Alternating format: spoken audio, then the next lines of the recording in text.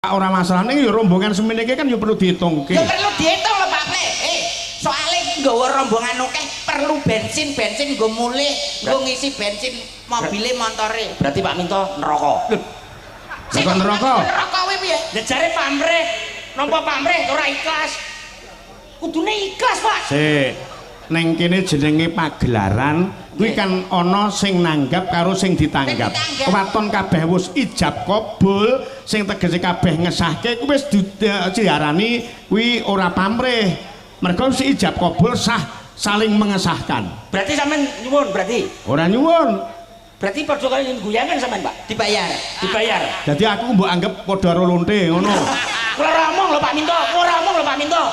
Kula ora omong lho. Urusane beda iki. Mbok sampean teklon kula. Alah. Sik saiki balekno tem, balekno. Umpama saiki Pak Minto aku barang ini kan kok yo mesti arep-arep teko panitia.